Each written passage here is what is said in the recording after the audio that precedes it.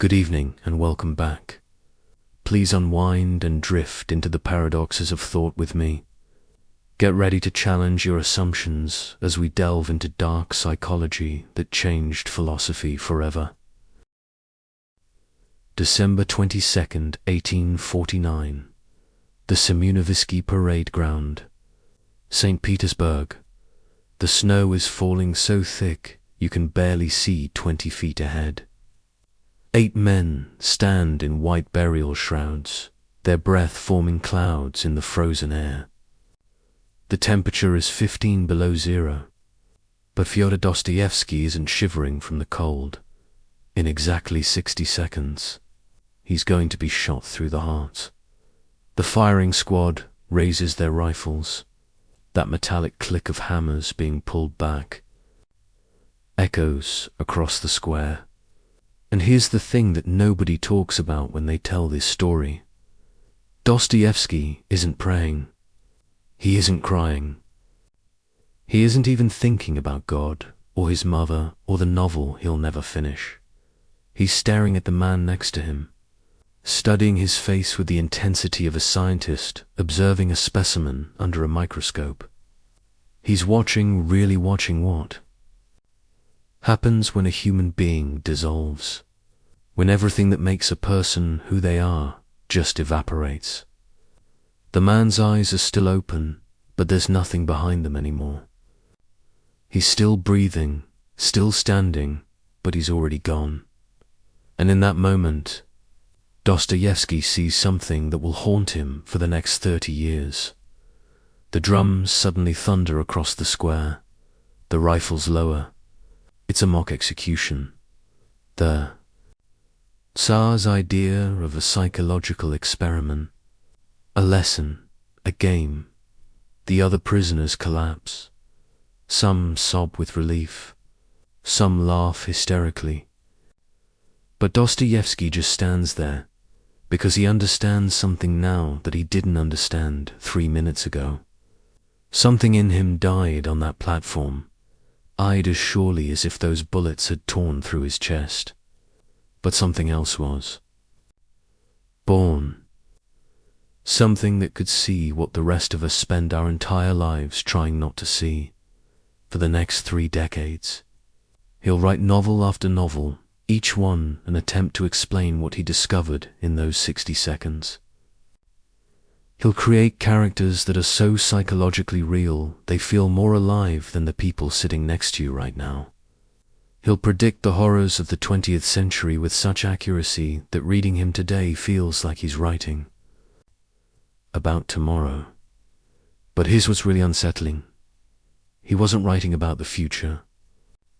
He was writing about right now.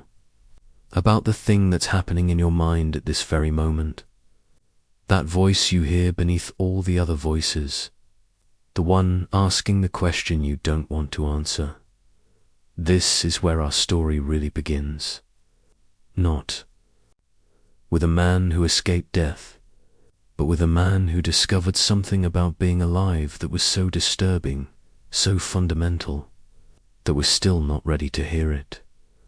But tonight, we're going to hear it anyway.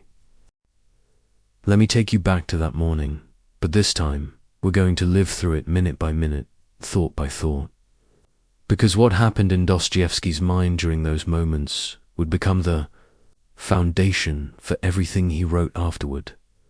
The condemned men had been waiting in the Petropavelskaya fortress since April, 8 months in solitary confinement. And now, December 22nd, they're told nothing except to put on their white execution shrouds. These aren't clothes, they're theater costumes, designed to make the men look like ghosts before they become ghosts. The Tsar, you see, was an artist of punishment. He understood that death was simple, but the anticipation of death, that was complex. That was interesting. Dostoevsky is led out with the others into the square. The snow is falling, and here's a detail he would obsess over for years. The way the snowflakes landed on his eyelashes and melted, how that felt like the world crying for him. but also how absurd it was to notice something so small when you're about to stop existing. The human mind doesn't become profound in its final moments, becomes chaotic, noticing everything and nothing simultaneously. They're arranged in groups of 3. Dostoevsky is in the second group, which means he has approximately 4 minutes to live while watching the first group die. And this is where the real torture begins, not in watching death approach like a mathematical certainty. 3 men, then 3 more, then you. It's death as an equation, and Dostoevsky, who loved to gamble, who understood probability, suddenly realizes that for the first time in his life, there's a game with absolutely no variables, no chance, no hope, just arithmetic. The first 3 men are tied to the posts, and now something happens that Dostoevsky will write about in 4 different novels, each time trying to capture it more precisely. He becomes hyperfocused on the church dome in the distance, the way the morning sun is hitting its gold surface. He can't stop staring at it. In his mind, this dome becomes everything. God, Russia, his mother's face, every book he's ever read, every woman he's ever loved, but also nothing, just metal and light, he thinks. And these are his exact words that he later wrote to his brother. In 5 minutes, I will either be that light, dissolved into the universe, or I will be nowhere at all. Think about that for a moment. Not I will be in heaven or I will be with God, but I will be that light or nothing. This is Dostoevsky's mind at the edge, not religious, not atheistic, but something more terrifying. Complete uncertainty at the exact moment when you most need certainty. The squad raises their rifles at the first group. Dostoevsky is studying. The man next to him, now Nikolai Grigoriev, a fellow member of the Patrashevsky circle. Grigoriev's face is doing something Dostoevsky has never seen before. It's not fear, exactly. It's like watching someone solve an impossible equation in their head. The features are rearranging themselves, becoming younger and older simultaneously. The eyes are seeing something beyond the square, beyond Petersburg, maybe beyond existence itself. And then Dostoevsky has the thought that will haunt every novel he ever writes. We are most alive in the moment before we die. Not during life, when we're distracted by trivial concerns. Not after death, when we're nothing, but in that razor-thin moment when we're saying goodbye to existence. Every character he creates, Raskolnikov, Prince Mishkin, Ivan Karamazov, they're all trying to get back to this moment. To feel this alive, without having to die. The drums suddenly explode across the square. The rifles lower. A carriage races in with a messenger from the Tsar. It's a pardon. No, not a pardon. A commutation. Instead of death, Siberia. Instead of nothing for years of hard labor. The other prisoners react predictably. Nikolai Mombly goes insane on the spot. Litzly never recovers his sanity. Others sob, pray, collapse. But Dostoevsky does something strange. He starts laughing. Not from relief, but from a kind of cosmic horror. Because he realizes the joke. They were never going to be shot. This was always the plan. The Tsar didn't want to kill their bodies. Any fool with a gun can do that. He wanted to kill something. Elsie's certainty about what reality is. And it worked. But not the way the Tsar intended. Because while this experience broke the others, in Dostoevsky it broke something open. A door in his mind that most of us keep locked. The door that separates our daily consciousness from the awareness of what We really are biological machines pretending to have souls, or souls pretending to be biological machines, and no way to know which dot in the idiot. Prince Mishkin describes an execution he witnessed, but listen to the language carefully. He says the worst part isn't the pain or the fear, it's the certainty. In an hour, in 10 minutes, in half a minute, now, this very instant, your soul will leave your body, and you will be a human being no longer. That word certainty appears 17 times in that passage, because uncertainty, Dostoevsky realized, is what keeps us sane. The moment we become certain about death, we go mad.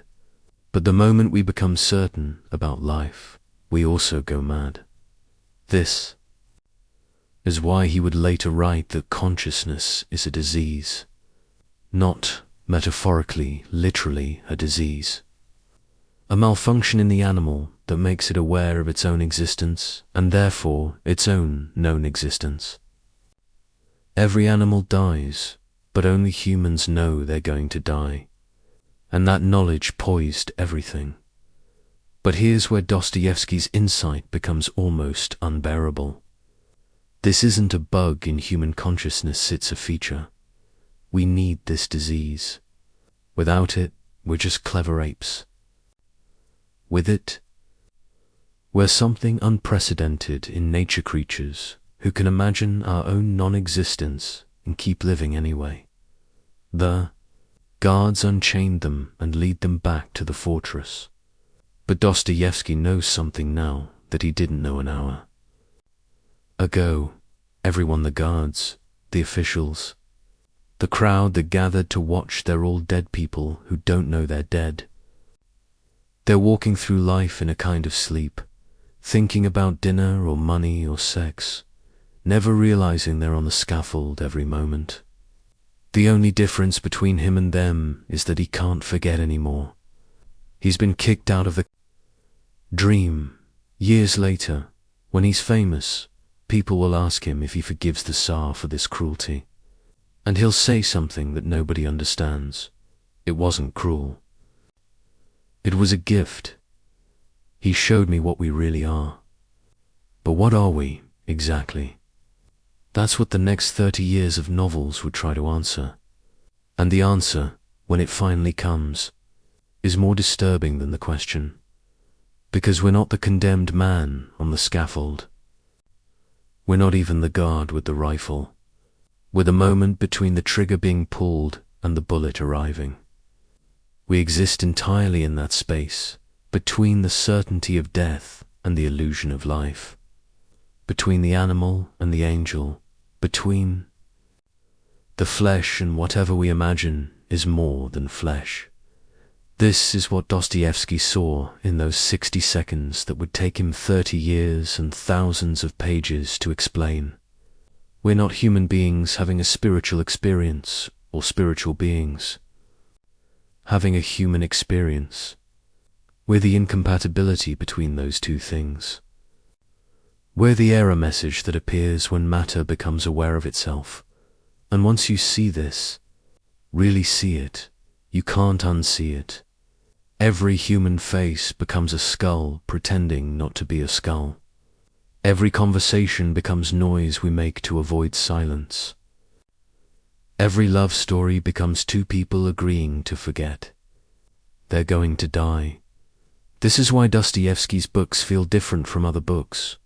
He's not writing from life.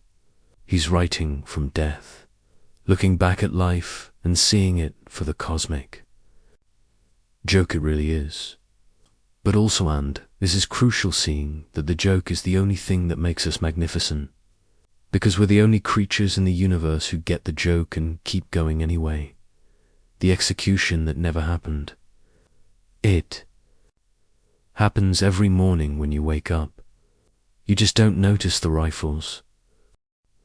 The journey from St. Petersburg to the Omsk prison fortress took 3 months. 3 months in chains, through the Russian winter, in a convoy of the condemned. But Dostoevsky isn't suffering. He's taking notes. mental notes that would later become the most psychologically accurate portrait of criminal consciousness ever written. See, everyone else who wrote about crime did it from the outside looking in. They studied criminals like specimens. Dostoevsky would live as one, eat with them, sleep beside them, share their punishments, their fever dreams, their moments of unexpected grace. For 4 years, he would disappear into what he called the House of the Dead. But the dead, he discovered, were more alive than the living. The first thing that hits you about the Omsk fortress isn't the walls or the guards. It's the sound. 200 men in a space built for 50, and they're all talking at once, but not to each other. They're talking to themselves, to God, to people who aren't there. It's like being inside a brain having a nightmare. Dostoevsky describes it as a particular kind of noise that exists nowhere else on earth. Not exactly human, not exactly animal, but something in between. His fellow prisoners are a catalogue of human extremes. There's Aristeph, who sold other prisoners clothes while they slept. Sometimes, while they were dying of fever, pulling the shirts off their backs as they shivered. There's Petrov, who killed 6 people with such technical precision that other murderers came to him for advice. There's Sirotkin, barely 18, who murdered his entire family and couldn't remember why. Just remembered that the blood looked beautiful in the lamplight. But here's what fascinated Dostoevsky. These men weren't monsters, or rather, they were. Monsters in the same way we're all monsters, they just didn't hide it anymore. When you strip away society, morality, hope for the future, what's left? Not barbarism, as everyone assumed. Something much more disturbing, pure logic. Take Orlov, a prisoner Dostoevsky becomes obsessed with studying. Orlov murdered an officer in cold blood. But when Dostoevsky asks him about guilt, Orlov looks at him like he's speaking a foreign language. Guilt, he says. For what? For being stronger. Does the wolf feel guilty for eating the sheep? And Dostoevsky realizes Orlov isn't insane. He's the sanest person in the prison. He's simply accepted what the rest of us deny that morality is a collective fiction we agree to believe. This becomes the seed for Raskolnikov's theory in Crime and Punishment. The idea that there are 2 types of humans, the ordinary, who need moral law because they're weak, and the extraordinary, who create their own law because they're strong. Napoleon, Caesar, all the men we call great, they were all Orlovs, who happened to win.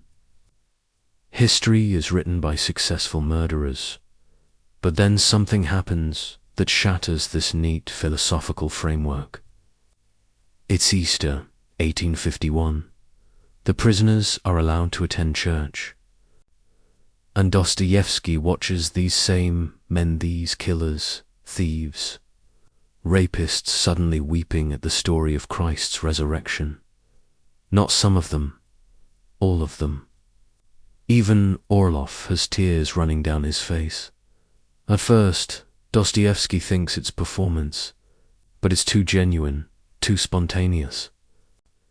These men who 5 minutes ago were describing their murders with technical pride are now sobbing like children at a 2,000-year-old story about divine forgiveness. How is this possible?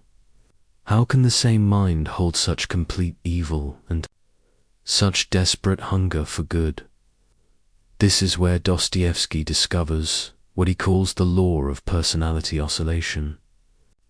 Humans don't exist at a fixed moral point. We oscillate moment to moment, thought to thought, between saint and demon. The same person who commits murder can genuinely repent, then murder again, then repent again, and both the murder and the A. Repentance are absolutely real. We're not hypocrites. We're something much stranger.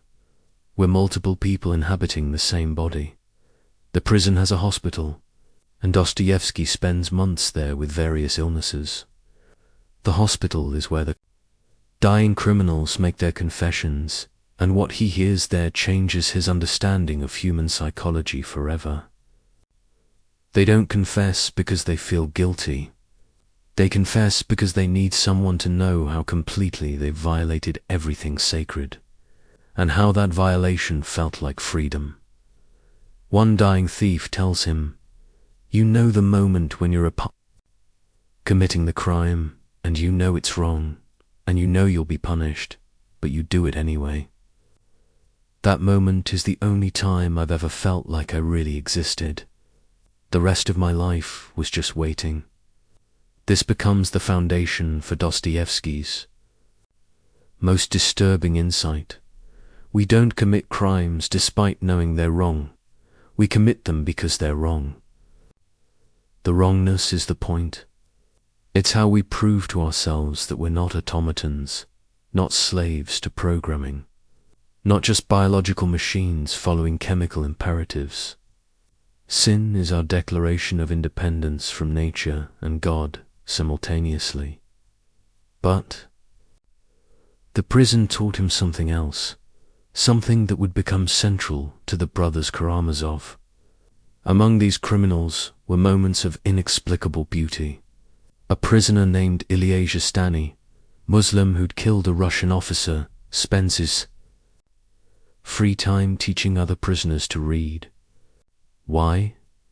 Because, he tells Dostoevsky, suffering without understanding is just pain. Suffering with understanding is something else. What is that something else? Dostoevsky watches a group of prisoners risk brutal punishment to share their bread rations with a sick inmate. He sees a hardened killer spend 3 days nursing a dying bird back to health. He witnesses men who've abandoned all hope still creating art on the walls with charcoal, still composing songs, still telling stories. This is where the idea of voluntary suffering crystallizes. These men didn't just endure suffering, they sought it out. Some committed crimes specifically to be sent to prison. Not because they were insane, but because extreme suffering was the only thing that made them feel real in a world that increasingly felt like an illusion. Dostoevsky starts to understand.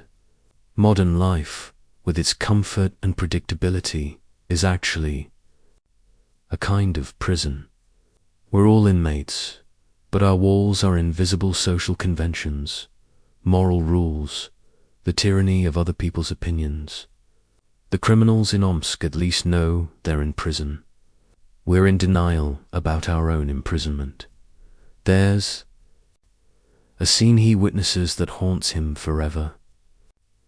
A young prisoner, maybe 20, is about to receive a brutal flogging. The night before, he's completely calm. Dostoevsky asks him how he can be so peaceful. The young man says, "Tomorrow, for 10 minutes, I'll be completely honest. No pretending. No lies, no performance, just pure pain." Do you know how rare that is? To be completely honest for even 10 minutes. This becomes the underground man's philosophy. I am a sick man. I am a wicked man. But the sickness isn't what we think. It's the disease of consciousness itself, the curse of being aware that we're aware. The prisoners in Omsk have found a cure for this disease crime punishment, suffering anything that breaks through the numbness of normal existence. As his sentence ends, Dostoevsky realizes he's learned something in prison that no university could teach. He's seen the basement of human consciousness, the foundation everything else is built on. And that foundation isn't reason or morality or love. It's something much more primitive and much more sophisticated. The need to feel that we exist, even if that feeling comes through pain. The other prisoners are released and disappear back into their lives. But Dostoevsky can't leave, not really. He carries the prison with him. Every character he creates will be, in some sense, a prisoner. Every novel will be an escape attempt, and every reader will become, without realizing it, an inmate in Dostoevsky's psychological laboratory, because here's what those 4 years taught him: we're all in prison. The only difference is that some of us know it and some don't. And the ones who know it, the criminals, the underground men, the addicts, the madmen, they're not the sick ones. They're the diagnoses, the house of the dead.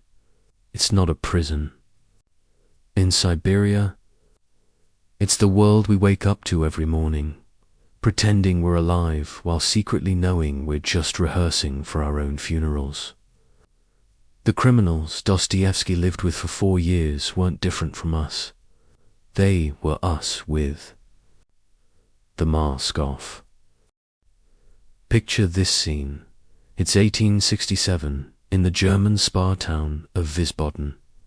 A man sits at a roulette table at 4 a.m, his hands shaking not from fear, but from something closer to religious ecstasy. He's just lost everything again. His wife's wedding ring is in the pawn shop. The advance from his publisher, meant to last 3 months, survived exactly 3 days. This man wrote Crime and Punishment, one of the most psychologically complex novels ever created. He understands human nature better than almost anyone alive. And yet here he is, destroyed by a spinning wheel and a rolling ball. But wait before you judge him. Before you dismiss this as simple addiction, let me tell you what Dostoevsky discovered at that roulette table. He wasn't losing his money. He was conducting an experiment. The same experiment we all conduct every day, just without the honesty to admit it. See? Everyone who knew Dostoevsky tried to cure him of his gambling. His wife Anna, God bless her, she tried everything. She controlled his money, she reasoned with him, she cried, she threatened to leave. His friends staged interventions. His publishers refused to give him advances, but they all misunderstood what was happening. They thought he was trying to win money. He wasn't. He was trying to prove something much more important, that he existed. Let me explain through his own words. In a letter to Anna from Baden, after losing literally everything, including the money for his hotel room, he writes something extraordinary. You might think I'm in despair. I'm not. I'm more alive right now than I've been in months. Every nerve is firing. Every thought is crystal clear. I can feel my blood moving through my veins. This is what resurrection feels like.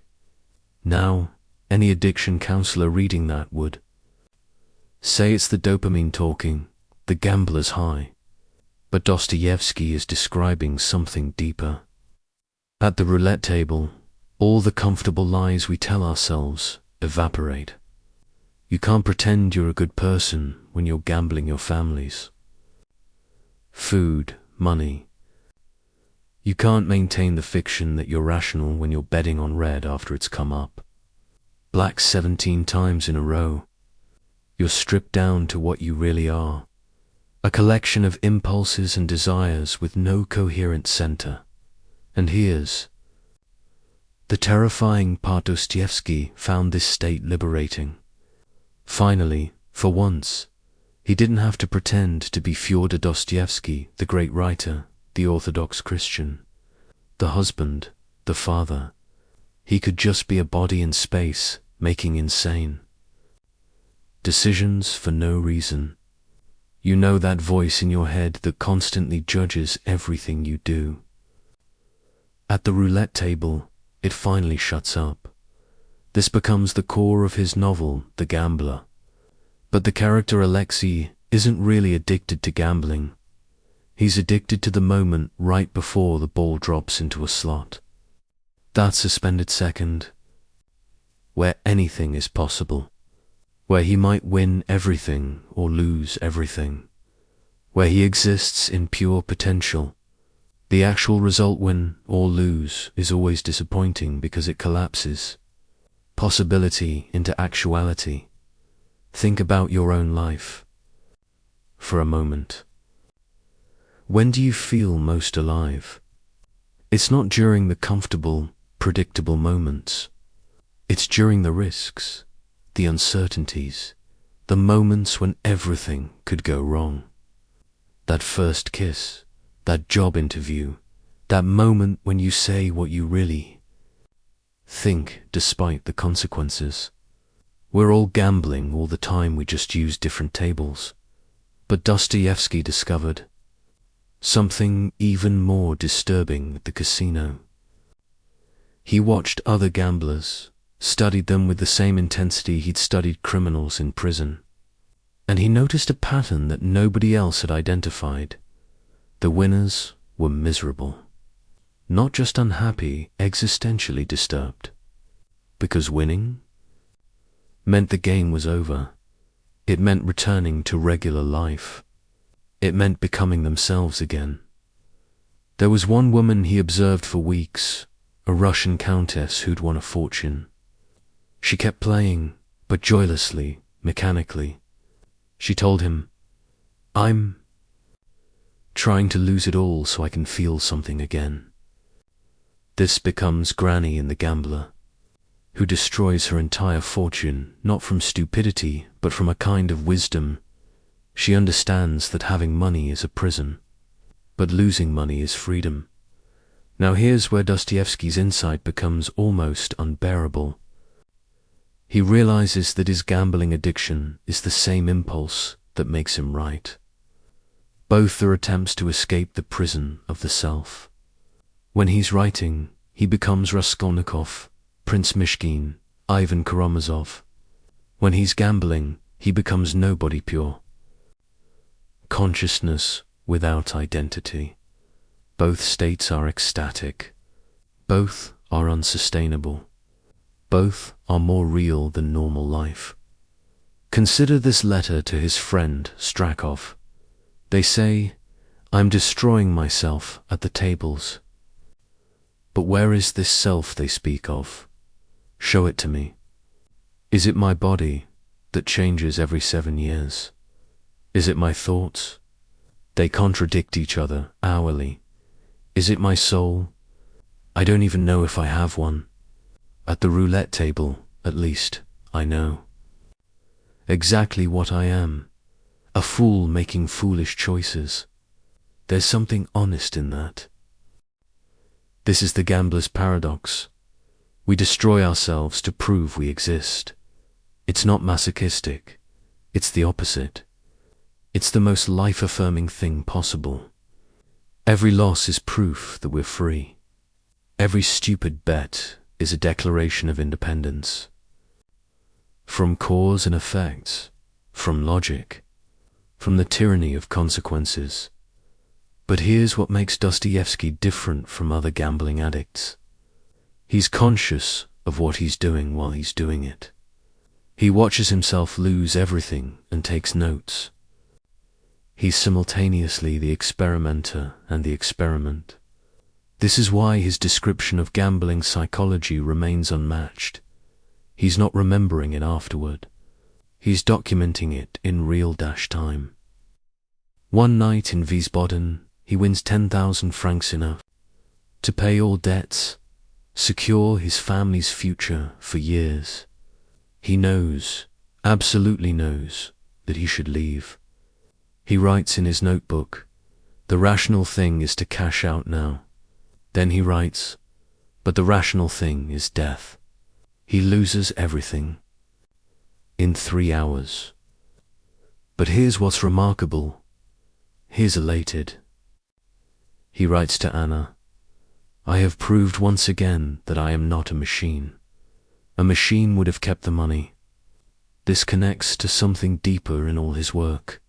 Remember the underground man's formula: 2 + 2 = 4 is the beginning of death. If everything is predictable, if we always do what's rational, if we always act in our best interest, then we're not human, we're algorithms. The ability to consciously destroy ourselves is proof of free will.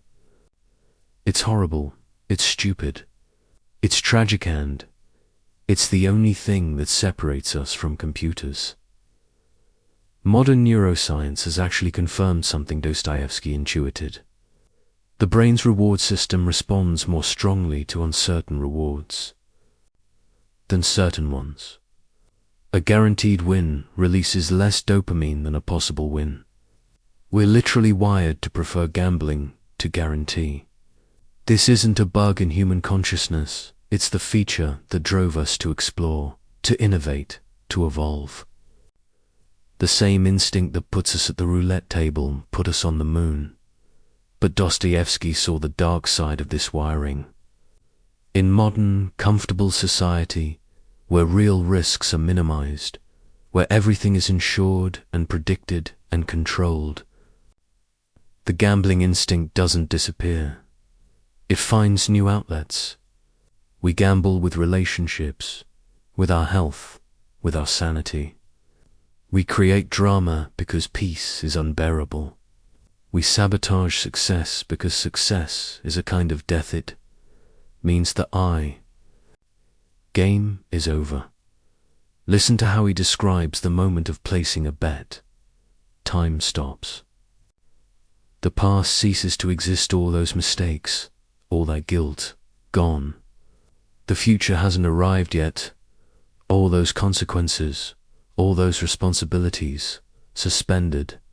There is only this moment, this choice, this spin of the wheel. It's the closest thing to eternity we ever experience. This is why he couldn't stop, even when he wanted to. It wasn't weakness of will. It was strength of will directed towards something other than self-preservation. He was choosing transcendence over survival. He was choosing one moment of genuine existence over a lifetime of comfortable sleepwalking. The tragedy isn't that he gambled. The tragedy is that he needed to gamble to feel alive. But that's not his personal tragedy, it's the human tragedy. We all need our versions of the roulette table.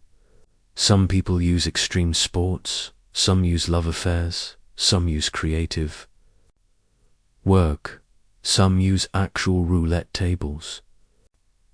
But we all need something that makes us forget we're going to die, while simultaneously reminding us we're going to die. When Dostoevsky finally stopped gambling, and he did stop, suddenly, completely, in 1871, it wasn't because he found willpower or God or therapy.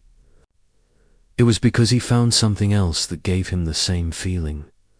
Writing the brothers Karamazov, a bigger gamble, a higher stakes table, betting not money but his soul on every page. The gambler's paradox isn't really a paradox at all. It's the human condition stripped of its disguises. We destroy what we love because destruction is the only creative act available to creatures who know they're temporary. Every loss is a little death, and every little death is practice for the big one. But also, and this is what Dostoevsky understood, every loss is a little birth. The person who walks away from the table with empty pockets is never the same person who sat down. That's why he thanked God for his gambling addiction, the same way he thanked God for his mock execution. Both showed him what we really are, not rational animals or spiritual beings, but something suspended between the two. Forever gambling on which one will become. Let me tell you something that will disturb you. In 1966, a 25-year-old engineering student named Charles Whitman climbed the top of a clock tower at the University of Texas and opened fire, killing 14 people. in his suicide. "Note," he wrote, "I do not quite understand what it is that compels me to type this letter. Perhaps it is to leave some vague reason for the actions I have recently performed." Those words could have been written by Raskolnikov. The same hyper-rational tone analyzing its own irrationality, the same distance from his own actions, the same bewilderment at his own choices. In 2011, Anders Breivik massacred 77 people in Norway. His manifesto quoted crime and punishment extensively. He identified completely with Raskolnikov's theory of the extraordinary man who stands above conventional morality. These aren't coincidences or misreadings. These killers recognized something in Dostoevsky's character that most readers prefer to ignore. Raskolnikov isn't a warning. He's a diagnosis. And the disease he represents isn't rare, it's epidemic. But here's what everyone gets wrong about crime and punishment. They think it's about a man who commits murder and then feels guilty. That's not what happens at all. Raskolnikov feels guilty before the murder, indifferent during it, and confused after it. The guilt isn't about what he did, it's about what he is. And what he is, Dostoevsky suggests, is what we all are when we're honest with ourselves. Let's trace the actual psychology, not the simplified version they teach in literature class. Raskolnikov doesn't wake up one day and decide to kill someone. The murder grows in his mind like a tumor, starting with an abstract thought experiment.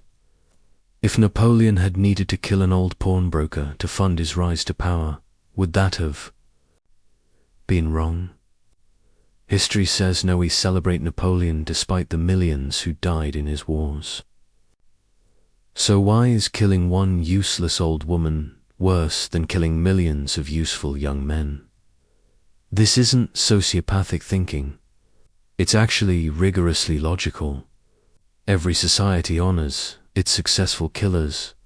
We call them heroes, generals, founding fathers. We build statues to men who killed thousands. But kill one person for personal gain, and you're a monster. Raskolnikov sees this hypocrisy and can't unsee it. The crime isn't killing, the crime is killing without historical justification. Now watch how Dostoevsky constructs the psychology. Raskolnikov doesn't proceed from theory to action. He oscillates.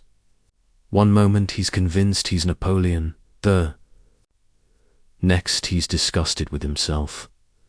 He plans the murder meticulously, then tries to forget about it. He's not a cold killer, he's a fever dream of contradiction. And this is exactly right, psychologically. Real killers aren't emotionless. They're experiencing all emotions simultaneously, which looks like no emotion from the outside. The actual murder scene is the most psychologically accurate depiction of violence ever written. Raskolnikov doesn't feel powerful or evil or righteous. He feels nothing. His body commits the murder while his consciousness floats somewhere near the ceiling, watching. He notes irrelevant details, the pattern on the wallpaper, a fly buzzing, the way the blood pools in a perfect circle. This dissociation isn't dramatic invention. Every soldier, every police officer who's killed someone describes the same phenomenon. The mind can't process the enormity of ending another consciousness, so it focuses on trivia. But here's where Dostoevsky's genius reveals itself. After the murder, Raskolnikov doesn't run or celebrate or collapse. He becomes obsessed with weather. He remembered to close the door. That's it. The most important question in the universe becomes, did I close the door? Because the human mind, faced with the infinite implications of murder, retreats to the finite, manageable question of a door. the cat and mouse game with the investigator Porfiry isn't really about solving the crime. Porfiry knows Raskolnikov is guilty almost immediately. What he's doing is far more sophisticated. He's trying to make Raskolnikov understand what he's actually done. Not killed an old woman. That's just the physical fact. What he's done is attempt to step outside the human community, to become a pure individual, responsible to no one but himself. And that, Dostoevsky shows, is impossible. Not immoral-impossible. Asterisk, asterisk. Watch Raskolnikov's disintegration. He doesn't feel guilty about the murder. He feels guilty about not feeling guilty. He's broken the ultimate taboo and discovered that nothing happened. No lightning bolt from God, no transformation into a Superman, no fundamental change in his being. He's exactly the same person, except now he knows what he's capable of. And that knowledge is unbearable. This is the murder we all commit, metaphorically, every day. Every time we treat another person as an object, as a means to an end, as less than fully human, we're following Raskolnikov's logic, the businessman who destroys competitors, the politician, who sacrifices constituents for power, the lover who uses another's feelings for their own satisfaction. They're all committing little murders, killing the humanity of others to elevate themselves. But Dostoevsky goes deeper. The real crime isn't treating others as objects, it's treating yourself as a subject while everyone else is an object. This is the fundamental narcissism of consciousness. I know I have an inner life, thoughts, feelings, dreams, but you, I can only assume you do. I can never really know. So at some level, everyone else is theoretical while I'm real. This is why we can scroll past news of thousands dying while crying over a fictional character in a movie. The fictional character feels more real because we have access to their inner life. The thousands of real dead people are just statistics. Raskolnikov's theory about ordinary and extraordinary people isn't wrong, it's incomplete. He thinks extraordinary people are rare, but Dostoevsky shows they're everywhere. Everyone thinks they're extraordinary. Everyone believes they're the exception to the rules they apply to others. The only difference is most of us don't act on it. We commit our murders in imagination, in small cruelties, in the thousand ways we deny the full humanity of others while insisting on our own. The confession scene destroys the conventional reading of the novel.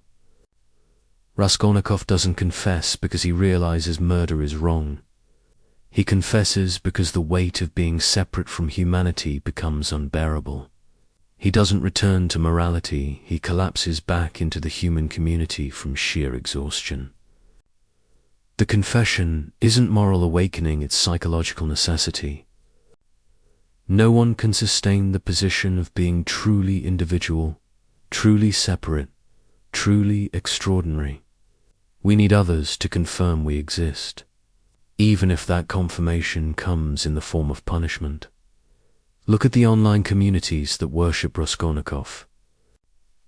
Today, young men, usually isolated, usually intelligent, who read the novel and think, he's literally me. They missed the point catastrophically. Raskolnikov isn't a hero or an anti-hero. He's a warning about what happens when intelligence curves back on itself, when thinking replaces feeling, when theory replaces reality.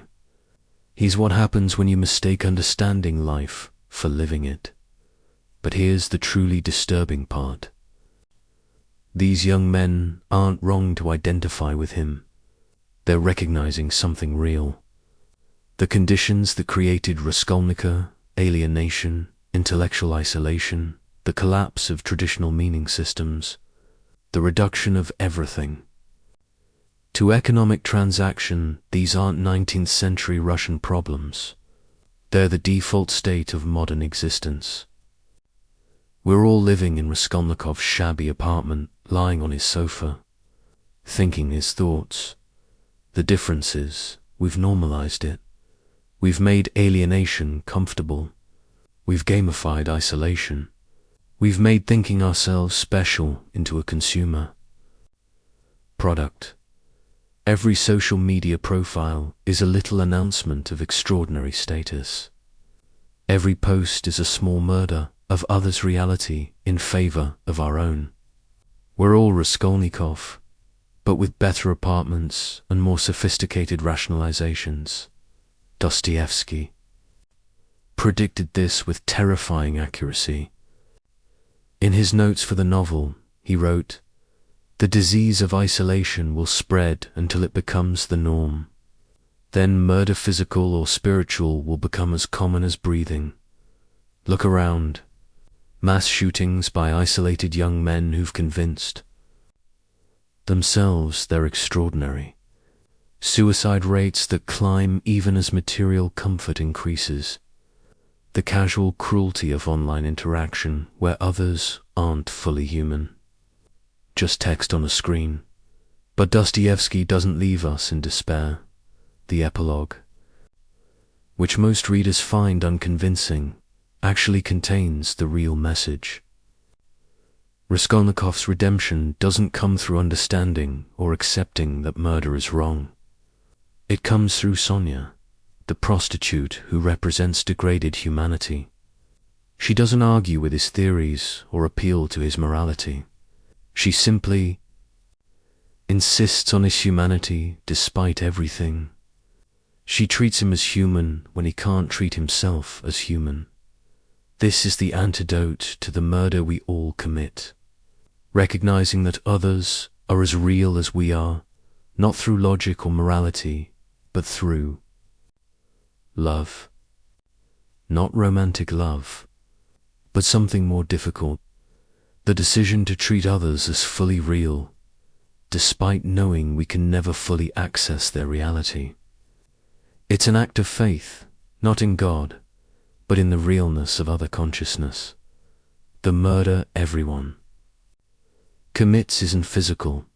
It's the daily assassination of empathy, the casual denial of others' inner lives, the comfortable assumption that we're the protagonist while everyone else is supporting cast. Raskolnikov shows us where this thinking leads when taken to its logical conclusion, but we don't need to take it that far. We're already there, just distributed across millions of small murders instead of one large one. The genius of crime and punishment isn't that it shows us a killer. It's that it shows us ourselves with the volume turned up. Every thought Raskolnikov has, we've had. Every rationalization he uses, we use.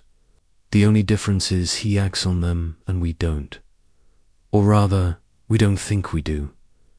But every ignored suffering, every dismissed person, every moment we choose our comfort over another's humanity, that's our confession. We're all guilty. The question is whether we'll admit it before or after the murder. I want you to try something right now. Think about the last major decision you made. Not what you decided, but the voices that argued inside your head before you decided. There was probably a logical voice listing pros and cons, an emotional voice pulling you toward what felt right, maybe a cautious voice warning about consequences, and underneath all of them, a darker voice suggesting things you'd never admit out loud. Now here's what Dostoevsky understood that nobody before him had articulated. Those aren't different perspectives from one unified self. Those are different selves. And the thing you call I is just the temporary winner of their eternal war. The Brothers Karamazov isn't really a novel about four brothers. It's a map of the human psyche, and the brothers aren't characters. They're the forces that exist inside every human mind. When readers say they identify with Ivan or Alyosha, they're missing the point spectacularly. You don't identify with one brother. You are all four brothers, simultaneously, right now, as you're reading this. And the tension between them isn't something to be resolved. It is what you are. Let's start with Ivan, because he's the voice modern people hear most clearly. Ivan isn't just an intellectual, he's the part of every human consciousness that demands the world make sense. When a child dies of cancer, when innocent people suffer, when chaos destroys good people while evil ones prosper, that rage you feel, that's Ivan. He's not wrong to be angry. His famous rebellion against God isn't about atheism. It's about the incompatibility between consciousness and reality. We evolved brains capable of imagining perfect justice in a universe that delivers random horror. Ivan is that incompatibility given voice. His Grand Inquisitor chapter is probably the most misunderstood text in literature. People read it as either an argument for or against Christianity. But look closer. The Inquisitor isn't talking about religion, he's talking about human nature. His argument is devastatingly simple. Humans say they want freedom, but what they really want is to be told what to do. They want someone else to carry the burden of choice. Every time you follow a trend, obey an authority, accept conventional wisdom without thinking, you're proving the Inquisitor right. We crucified Christ for offering freedom and would do it again, because freedom is terrifying. But here's what's brilliant about Dostoevsky's construction. Ivan creates the Grand Inquisitor. It's his story, his projection. The Inquisitor is Ivan's shadow, the part of him that wants to surrender the very intelligence he's so proud of. Every intellectual secretly dreams of not having to think anymore. Every skeptic secretly envies believers. Every Ivan contains his own Inquisitor, wanting to burn the very freedom he claims to champion. Now Dmitri, he seems simple at first. The sensualist, the man of passion, the body opposed to Ivan's mind. But Dostoevsky is showing us something profound through Dmitri. He represents not just physical desire, but the body's rebellion against the tyranny of thought. You know that moment when you do exactly what you told yourself not to do. Eat the food you're avoiding, text the person you should forget, buy the thing you can't afford. That's Dmitri asserting his sovereignty. He's not weak, he's refusing to be enslaved by Ivan's logic. Dmitri's relationship with his father and Grushenka isn't really about sex or money. It's about the war between what we think we should want and what we actually want. Every addiction, every compulsion, every moment of I don't know why I did that comes from Dmitri. But also every moment of spontaneous joy, every act of irrational generosity, every time we choose life over logic. When Dmitri says, beauty is a terrible and awful thing, he's recognizing that what draws us most powerfully often destroys us, and we choose it anyway. The trial of Dmitri is really the trial of the human body itself. Is he guilty of patricide? In fact, no. In essence, absolutely.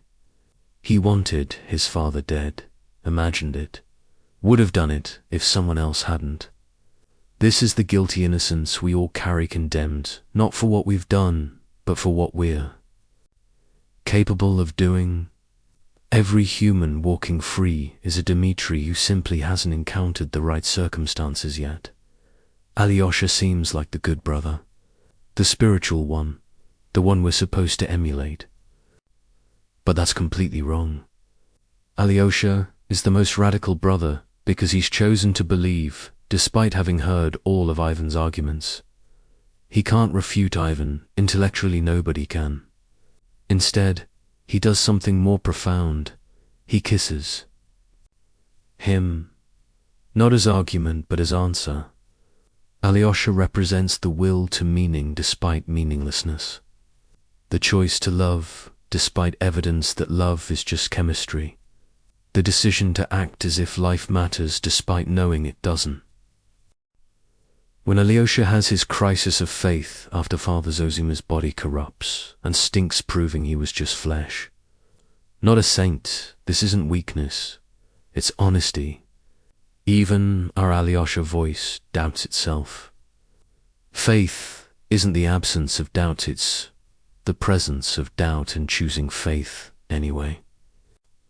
Every time you hope despite evidence, trust despite betrayal, try again despite failure. That's Alyosha refusing to let Ivan win. But now we come to the hidden brother, the one nobody wants to claim, Smerdikov, the bastard. The servant, the epileptic. He's disgusting, fawning, resentful. Nobody identifies with Smerichikov. But he's the most important brother because he's the one who actually acts. Ivan provides the theory that everything is permitted. Dmitri provides the passion and motive. But Smerdikov commits the murder. He's not the shadow, he's what happens when the shadow takes control. Here's what's terrifying about Smerdikov. He's the logical conclusion of Ivan's philosophy. If there's no God, no inherent meaning, no absolute morality, then why not kill the old man and take his money? Smerdikov is an evil, he's perfectly rational. He's Ivan's thoughts without Ivan's inhibitions. Every time we act on our worst impulses while telling ourselves we're justified, that's Smerdikov. He's not outside the family, he's the family. Secret, the truth, none of the legitimate brothers want to acknowledge. The father, Fyodor Pavlovich, is crucial to understanding the whole structure. He's not just a bad father, he's the absence that creates the brothers. His grotesque vitality, his shameless appetites, his mockery of everything sacred. This is what happens when all four brothers' voices are silenced. Pure ID without ego, or superego, is what we would become without our internal conflicts. Not evil, just empty. A human stripped of humanity. The murder of the father isn't really about him at all. Each brother kills him in their own way. Ivan kills him intellectually by removing the moral framework that would prevent murder. Dmitri kills him emotionally through pure hatred. Alyosha kills him spiritually by failing to prevent what he senses coming. And Smerdikov kills him physically, but only as the final expression of what the others have already done. The murder is collective, even though only one hand holds the weapon. This is why the question, who killed Fyodor Pavlovich, is the wrong question. They all did. We all do. Every generation kills its fathers, their values, their world, their good, and then has to live with the corpse. The brother's guilt isn't about the specific murder, but about the universal patricide that every consciousness commits by becoming itself. But here's Dostoevsky's most profound insight. The brothers need each other. Ivan without Dmitri becomes paralyzed by thought. Dmitri without Ivan becomes enslaved by impulse. Alyosha without Smerdikov becomes naive about evil. Smerdikov without the others becomes mechanical, inhuman. The conflict between them isn't a problem to be solved, it's what creates consciousness itself. Modern psychology wants to integrate these voices to achieve some kind of internal harmony. Dostoevsky says that's impossible and undesirable. The tension is the point. We are the I. Argument between Ivan and Alyosha. The fight between Dmitri and Smedekov. Mental health isn't choosing one voice, it's accepting the permanent civil war and learning to live productively within it. When you next face a major decision, listen to the argument in your head. You'll hear Ivan analyzing, Dmitri wanting, Alyosha hoping, and yes, Smerdikov calculating what you could get away with. They're all you. The decision isn't really about what to do, it's about which brother wins this round. But remember, even the winner is still you. The brother who loses is also still you.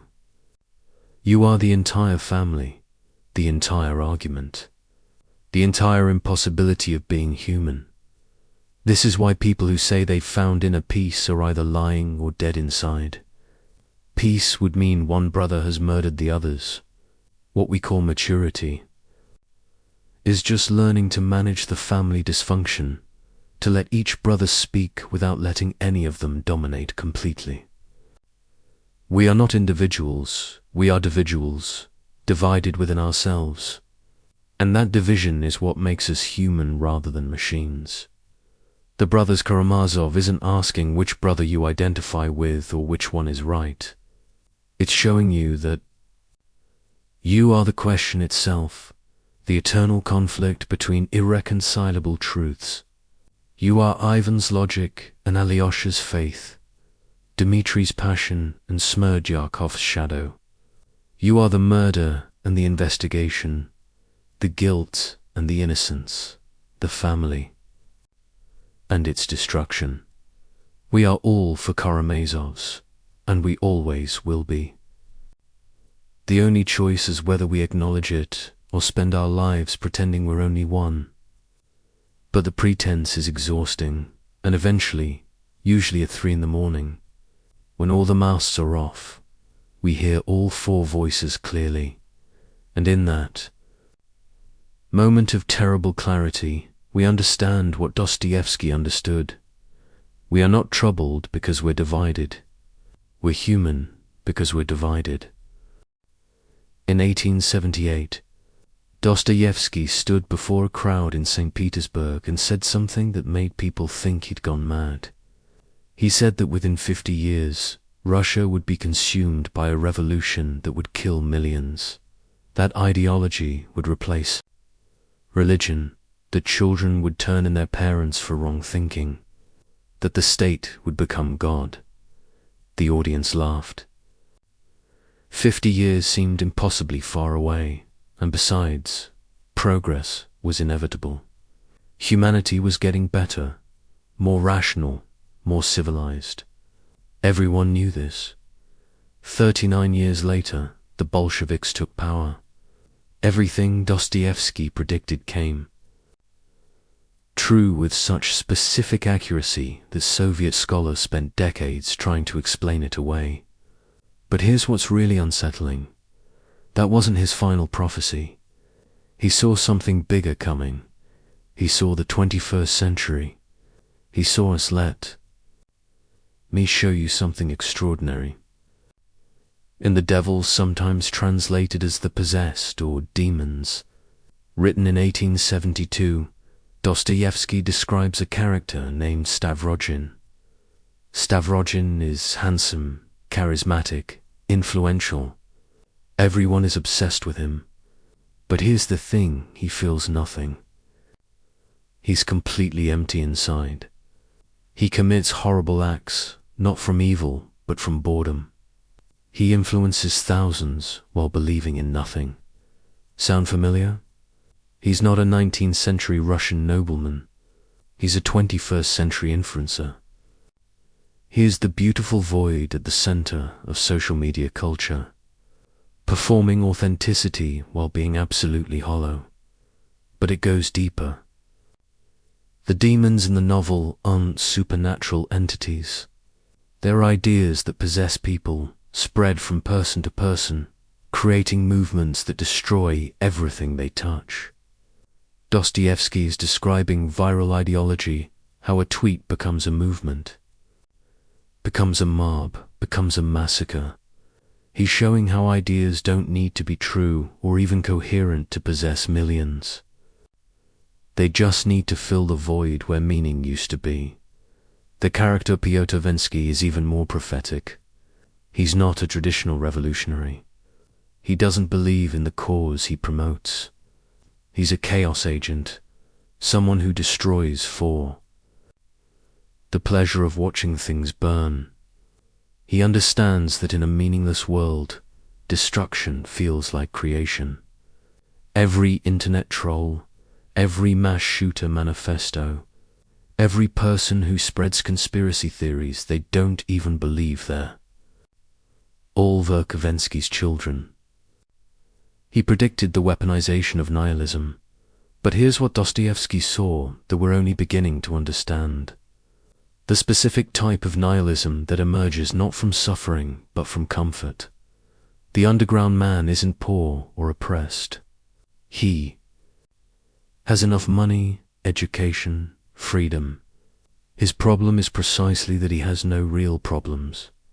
He creates suffering because comfort is intolerable to conscious beings. We're living in the most comfortable era in human history, yet anxiety and depression are epidemic. We're all becoming underground people, burrowing into our comfortable caves, raging at existence itself. Listen to how the underground man describes his condition. I am a sick man. I am a wicked man. But then he immediately contradicts himself. He's not really sick or wicked. He's hyperconscious. He can't stop thinking about thinking. He can't just live. He has to analyze living while he's living it. This is the curse of modern existence. We're all simultaneously living and watching ourselves live, performing and critiquing our performance, being and observing our being.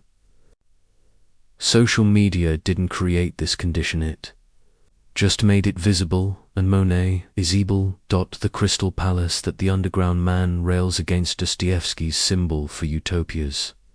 Silicon Valley's promise realized. A world where all problems are solved by technology, where algorithms predict our needs before we know them, where efficiency and comfort reach perfection. But Dostoevsky saw the horror of this paradise. Humans will destroy it, not despite it being perfect, but because it's perfect. We'll choose suffering over comfort, chaos over order, meaning over happiness, simply to prove we're not machines. Look at what's happening right now. We have access to all human knowledge in our pockets, yet we choose to believe obvious lies. We can connect with anyone on earth, yet we're lonelier than ever. We've eliminated most physical dangers, yet we're paralyzed by anxiety about theoretical threats. We've created the crystal palace, and we're smashing it from the inside, just like Dostoevsky predicted we would. But the most terrifying prophecy is in his notes about the coming ant heap, a society where everyone's needs are met. Everything is organized rationally, all problems are solved, but nobody knows why they're alive. He writes, they will have everything except the one thing necessary a reason to exist. And in their desperation, they will create artificial problems, imaginary enemies, fictional catastrophes, anything to feel that life has stakes, that choices matter, that existence has weight. Isn't this exactly what we're doing? We've largely solved the problems of survival, so we've created new problems. We're outraged about things that would have seemed absurd to previous generations. We've turned politics into entertainment, identity into brand, trauma into currency. We're so desperate for meaning that we'll accept any narrative, however absurd. That makes us feel like protagonists in a story rather than extras in a simulation. Dostoevsky's solution isn't what anyone wants to hear. He doesn't say we should return to tradition or embrace progress or find balance. He says something much more difficult. Accept suffering as intrinsic to consciousness. Stop trying to eliminate it. Stop seeing it as a problem to solve. The attempt to create heaven on earth inevitably creates hell, because heaven would be a place where nothing matters. And humans can't tolerate a world where nothing matters. This is why every utopian project becomes dystopian. The Soviet Union tried to create the perfect society and created the Gulag. Silicon Valley tried to connect humanity and created the attention economy. Every attempt to eliminate suffering multiplies it, because suffering isn't a bug in human. Consciousness, it's a feature. It's what makes us human rather than algorithms. In his final notebook, written while dying, Dostoevsky wrote, "They will organize everything so perfectly that there will be no more questions." And that is when the real questions will begin. We've reached that point. All the old questions, how to survive, how to eat, how to shelter, have been answered for much of the developed world. And now the real questions that were always there, underneath, have emerged. Why exist? What's the point? Who am I when I could be anything? These aren't questions that can be answered by technology or politics or even philosophy. They're questions that can only be lived, suffered through, endured. And the suffering isn't meaningless, it's the meaning. The struggle with the question is the answer. The disease of consciousness isn't something to be cured, but something to be experienced fully, consciously, without anesthesia. His deathbed words were, "Do not let the candle go out." People assume he meant faith or hope, but reading his work, it's clear he meant something else. Consciousness itself. The terrible burden of being aware. In our age, the temptation isn't death, but unconsciousness, addiction to drugs, screens, ideologies, anything that turns off the painful awareness of being aware.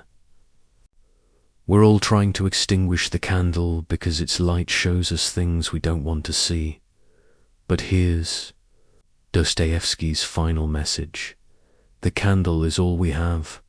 The consciousness that makes us suffer is also the only thing that makes us real. We can drug it, distract it, deny it, but we can't eliminate it without eliminating ourselves. The pain of being human isn't a problem to be solved, but the price of existing as something more than meat or machine. He saw us coming. He saw our comfortable despair, our connected isolation, our informed ignorance. He saw that we would create paradise and then destroy it, not from wickedness, but from the simple inability to tolerate perfection. He saw that we would have everything and feel nothing, know everything and understand nothing, be able to do everything and choose nothing. But he also saw something else. He saw that we would survive this, not by overcoming our nature, but by accepting it. We are the impossible creatures, suspended between animal and angel, matter and spirit, determinism and freedom.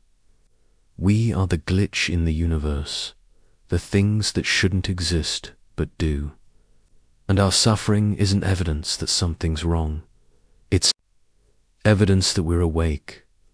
The prophecy isn't that things will get better or worse.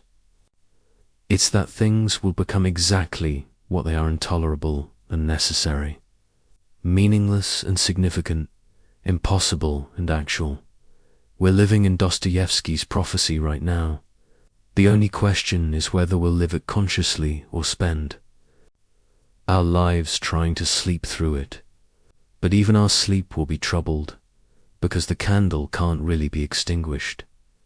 It can only be covered, and the shadows that creates are worse than the light. We've come full circle now, but like all true circles, we're not arriving at the same place we started. Let's return to that December morning in 1849, to the Semyonovsky parade ground, to the snow and the rifles and the white burial shrouds. But this time, we're going to look at it from a different angle, entirely not through Dostoevsky's eyes as he faced the firing squad, but through our own eyes, right now, as we face something remarkably similar. You see, after everything we've explored, the prison years, where he discovered the criminal within every saint, the roulette tables where he proved free will through self-destruction, the novels where he mapped the impossible geography of human consciousness. For all of this, we need to understand that the mock execution never really ended. Not for Dostoevsky, and not for us. We're all standing on that scaffold all the time, in every moment of our conscious lives. Think about what Dostoevsky actually saw in those final seconds before the drums announced his reprieve. He didn't see death approaching that would have been too simple, too clean. What he saw was life itself, but life as it actually is, rather than as we pretend it to be. Life stripped of all the comfortable illusions we use to make existence bearable. And what is life without illusions? It's standing on a scaffold with a rifle pointed at your heart, knowing you have 60 seconds left, except the 60 seconds never end and the rifle never fires, but also never lowers. This is what consciousness actually is, not thought, not awareness, but the permanent state of being about to cease existing while simultaneously being unable to stop existing. Every human being who has ever lived has stood on this scaffold. Most of them, mercifully, didn't know it. They lived in what Dostoevsky called the dream, the blessed unconsciousness of daily routine. Small pleasures, manageable problems, the 1,000 distractions we use to avoid looking directly at what we are. But Dostoevsky couldn't return to the dream. The mock execution had awakened something in him that couldn't be put back to sleep. Every character he created afterward was, in essence, someone who had been kicked out of the dream and was trying to understand what had happened. To them, Raskolnikov murders to prove he's awake. The underground man rants from his hole because he can't bear the weight of consciousness. The Karamazov brothers tear rich, other apart because they each represent different ways of being unbearably aware. And here's what makes Dostoevsky's work feel so contemporary, so immediate, even though he's been dead for over a century. We're all being kicked out of the dream now. The comfortable unconsciousness that previous generations could maintain has become impossible. We know too much. We see too much. Every time you pick up your phone, you're confronted with the full horror and beauty of human existence, wars and weddings, tragedies and memes, the sublime and the ridiculous, all flattened into the same screen, all demanding the same response. Keep scrolling. We're living in a state of permanent mock execution, where the rifles are always raised but never fire, where we're always about to die but never do, where every moment could be our last but probably isn't. And just like Dostoevsky on that scaffold, we're noting absurd details, the number of likes on a post about genocide, the advertisement that plays before a video of someone's last moments, the way we can order dinner while reading about famine. This isn't callousness, it's the kind of hypersanity that comes from seeing too much reality at once. But here's what Dostoevsky understood that we're still struggling to grasp. This terrible state of permanent consciousness, this inability to Return to the dream. 'Tis standing forever on the scaffold. It's not a curse to be lifted. It's what makes us human rather than algorithms pretending to be human. The burden of awareness is the price of being real in a universe that doesn't require our reality. Every character Dostoevsky created was attempting to solve the problem of consciousness. Raskolnikov thought he could think his way out of it. Prince Mishkin tried to love his way out. Ivan Karamazov tried to argue his way out. Dmitri tried to feel his way out. The underground man tried to spite his way out. But none of them succeeded because the problem has no solution. The problem is there. Solution. The disease is the cure. The question is the answer. This is why reading Dostoevsky feels like looking in a mirror that shows not your face but your skull. Not who you pretend to be but what you actually are. And what you are is impossible. Your matter that knows its matter, a temporary arrangement of atoms that can contemplate eternity. A biological machine that insists it has a soul despite having no evidence for souls. You shouldn't exist, but you do. Your existence is an error in the code of the universe. And that error is the most magnificent thing that has ever happened. The question Dostoevsky leaves us with isn't whether God exists, whether morality is real, whether life has meaning. These are all variations of the same fundamental error. The belief that there's an answer that would make consciousness bearable. The real question, the one he spent 30 years after his mock execution trying to articulate, is this: knowing what you now know about human nature, about your own nature, about the impossible contradiction of being a conscious being in an unconscious universe, how will you live? And notice not, how should you live? That would imply there's a correct answer. But how will you live? Because you will live, despite everything, despite knowing what you know. You'll wake up tomorrow and pretend you're not on the scaffold. You'll make plans as if you're not about to die.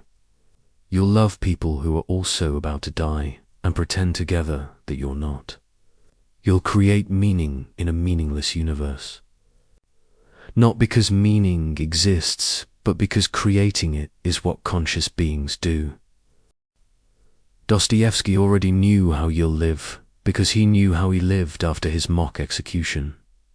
You'll live exactly as you always have, but now with a terrible addition: consciousness of what you're doing. You'll see yourself living, watch yourself choosing, observe yourself pretending. You'll be simultaneously the performer and the audience, the experiment and the experimenter, the prisoner and the guard, and in rare moments, maybe at 3 in the morning when you can't sleep, maybe during a profound loss, maybe in inexplicable joy, you'll feel what Dostoevsky felt on that scaffold. The membrane between you and reality will dissolve. You'll see existence without filters, without narratives, without the comfort of meaning. And it will be unbearable, and it will be the most real moment of your life. This is Dostoevsky's final gift to us, though gift seems like the wrong word. For something so terrible, he showed us that we're all standing at the threshold between animal and angel, between matter and spirit, between meaning and meaninglessness. We can't cross the threshold because there's nothing on the other side. We can't step back because consciousness only moves forward. So we stand there, forever at the threshold, forever about to become something we'll never become, forever almost arriving at a destination that doesn't exist. The screen fades not to black, but to grey, that uncertain color between all absolutes, where human life actually happens. Not in the pure white of perfect goodness, or the pure black of total evil, but in the grey zone where every choice is compromised, Every truth is partial.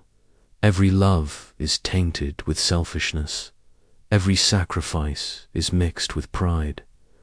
This is where we live, have always lived, will always live in Dostoevsky's underground, which isn't below the earth but inside consciousness itself. His message isn't hope or despair. It's something more difficult: acceptance without resignation, struggle without victory, question without answer. We are the impossible beings, and our impossibility is not a problem to be solved, but a reality to be lived. The candle, he told us not to let go out. It's not faith or hope or love.